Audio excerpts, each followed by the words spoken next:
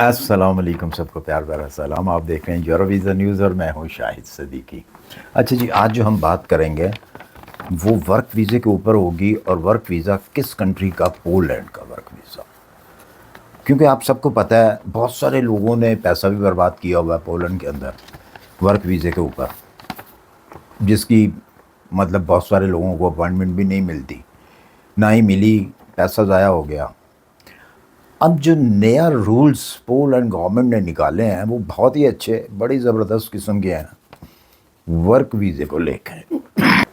Work visa بے شک آپ مڈل ایسٹ میں کہیں پہ ہیں، گلف میں کہیں پہ ہیں، دبئی میں، ابو ظبی میں، مطلب جو بھی کنٹریز ہیں، اگر وہاں سے بھی آپ اپلائی کرتے ہیں تو ان کے لیے چینجنگ آ گئی ہے۔ وہ کیا چینجنگ آئی ہے؟ بے شک آپ ایشیا میں ہیں، کسی بھی کنٹری میں ہیں، انڈیا میں، پاکستان، کہیں بھی ہیں، تو ان میں سب کے اندر ایک چینجنگ آئی ہے، جو کہ گورنمنٹ پولینڈ نے یہ چینجنگ کی ہے، جو کہ آپ لوگوں کے لیے، ان لوگوں کے لیے بہت زبردست، بہت اچھی چینجنگ ہے جن لوگوں نے ورک پرمٹ اپلائی کیے ہوئے ہیں یا وہ لینا چاہتے ہیں۔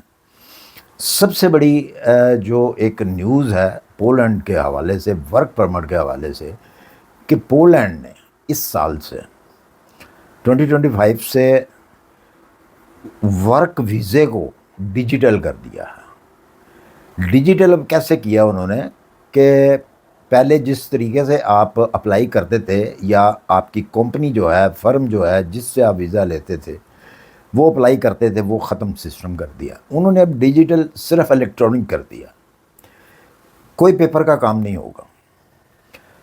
آپ نے اگر ویزا ورک پرمٹ کس سے لیا ہے تو وہ کمپنی جو ہے وہ بذات خود ہی آپ کو اپائنٹمنٹ بھی لے کے دے گی، آپ کی جس کنٹری سے آپ ہیں یا جس کنٹری میں آپ رہ رہے ہیں۔ مطلب یہاں پہ بہت زیادہ کنفیوژن ہوگی لوگوں کو۔ فرض کریں کہ کوئی انڈیا سے یا پاکستان، بنگلہ دیش، نیپال سے اگر مڈل ایسٹ کے اندر کام کر رہا ہے، قطر، کویت، عمان، دبئی، کہیں پہ بھی کام کر رہا ہے، یہ ان کے لیے بھی ہے۔ بے شک آپ کے پاس نیشنلٹی جو ہے وہ دوسری کنٹری کی ہے، لیکن آپ آ کے دوسری کنٹری میں ورک کر رہے ہیں اور وہاں سے آپ نے ویزا اپلائی کیا ہے، تو یہ سارا سسٹم جو ہے انہوں نے اب ڈیجیٹل کر دیا۔ اس کا فائدہ کیا ہوگا؟ ایک تو سپیڈ میں کام ہو رہا ہے، سپیڈ میں کام ہوگا، جلدی ہوگا۔ مطلب کہ وہ جو پہلے والی چیزیں تھیں کہ آپ ایک ایک سال سے وہ پیپر ہاتھ میں لیے پھر رہے ہیں، گھوم رہے ہیں، آپ کو اپائنٹمنٹ نہیں مل رہی، وہ سسٹم اب انہوں نے ختم کر دیا۔ اب اس کے علاوہ ایک اور چینجنگ، ایسی اچھی چینجنگ انہوں نے کی ہے کہ اب فراڈ کا، اسکیم کا جو مسئلہ ہوتا تھا وہ بہت کم ہو گیا ہے۔ وہ کس طریقے سے کم ہو گیا کہ اب پہلے تو یہ ہوتا تھا، ہر کنٹری میں یہ سسٹم ہے، جو الاؤ ہے جن کو دوسری تھرڈ کنٹری سے لیبر منگوانے کے لیے الاؤ ہے، جو ان کو یہ ہوتا تھا کہ سب سے پہلے تو وہ اپنے، اگر شنگن میں ہے تو شنگن میں لوگوں کو دیکھا جاتا تھا کہ ان کی کیٹاگری جو ان کو چاہیے، جو ورکر ان کو چاہیے، جو لیبر ان کو چاہیے، ان کو اپنی کنٹری سے ملیں۔ اگر ان کی کنٹری سے ان کو نہیں ملتے تو پھر وہ شنگن کے اندر سے ان کو الاؤ ہوتا تھا کہ جی شنگن کے اندر سے آپ وہ لیبر لیں۔ اگر شنگن کے اندر سے بھی نہیں ملتی تھی ان کو وہ لیبر، شارٹیڈ ہے یا کوئی بھی مسئلہ ہے، تو وہ پھر کہتے تھے جی ہمیں یہاں سے نہیں ملی، ثبوتوں کے ساتھ کہ جی ہم نے یہاں بھی اپلائی کیا، یہاں بھی اپلائی کیا، یہاں پہ بھی، اس کنٹری میں بھی اپلائی کیا، ہمیں لیبر نہیں مل رہی جو ہمیں چاہیے۔ تو پھر جو لیبر آفس ہے وہ پھر اجازت دیتا تھا کہ جی ٹھیک ہے، کچھ دیتے تھے، کچھ نہیں دیتے تھے۔ فرض کریں کہ آپ کو 20 لوگ چاہیے تو وہ آفس جو ہے آپ کو 5 کی اجازت دے دیتا، تو آپ پھر وہ 5 لوگ منگواتے تھے۔ اور پولینڈ کے اندر کیا ہوتا تھا کہ اگر کسی کو 5 کی اجازت مل گئی ہے، یہ سارا فرض کر رہے ہیں آپ کہ 5 کی اجازت مل گئی ہے، تو وہ 5 جو ورک پرمٹ ہوتے تھے وہ اوریجنل ہوتے تھے، اس کے آگے پھر کاپیاں نکالی جاتی تھیں۔ کسی کے ہتھے چڑھ گئی دبئی میں، کسی کے ہتھے چڑھ گئی تو وہ اس نے آگے سے اس کی کاپیاں جو بنا کے، جناب کاپیاں نکال کے، تو وہ ورک پرمٹ کر کے بیچنے شروع کر دیا، جس کی وجہ سے بہت زیادہ اسکیم ہوا. اب وہ سسٹم جو ہے گورنمنٹ نے ختم کر دیا. اب گورنمنٹ نے کہا جی کہ آپ کو اجازت نہیں, آپ کو ضرورت ہی نہیں ہے کہ آپ لیبر آفس میں جائیں اور وہاں پہ جا کے آپ اپلیکیشن دیں, ثبوت دیں. تو جس کمپنی کو چاہیے وہ ڈائریکٹلی جو ہے اس ڈیجیٹل طریقے سے اپنی لیبر منگوائے. یہ بھی آسان ہو گیا کام, بڑا اچھا کام ہو گیا. اس میں اب اسکیم کم ہوگا ضرور اسکیم, یہ بھی یاد رکھیے گا, ذہن میں رکھیے گا.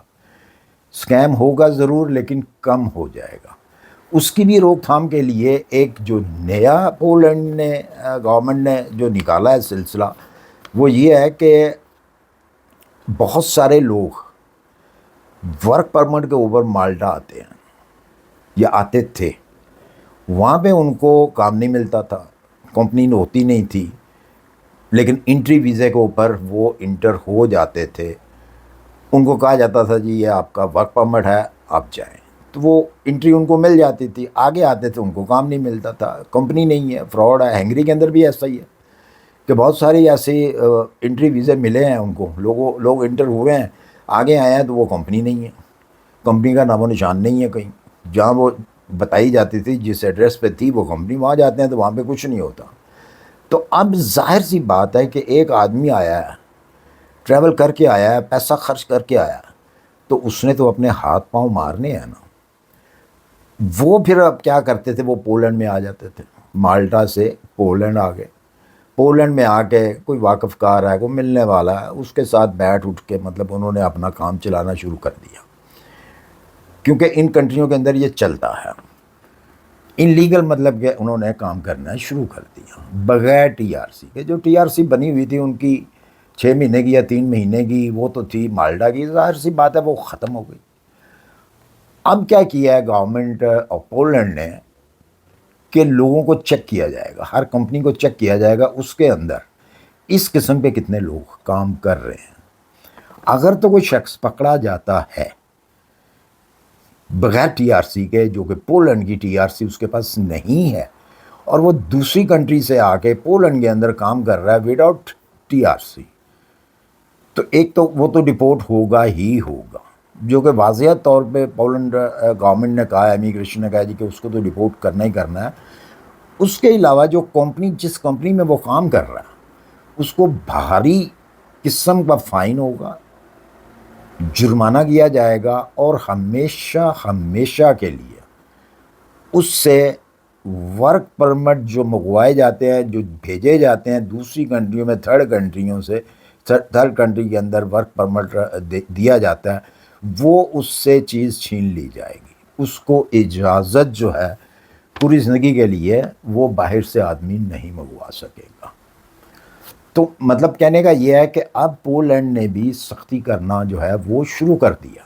اچھا, اس کا مطلب یہ نہیں ہے کہ آپ نے آنکھیں بند کر کے, کسی نے آپ کو دبئی کے اندر بیٹھ کے یا عمان میں بیٹھ کے کہا جی کہ ہم آپ کو ورک پرمٹ دے دیتے ہیں جی پولینڈ کا, تو آپ نے آنکھیں بند کر کے اس کو پیسے دے دینے ہیں. نہیں, ایسا نہیں ہے.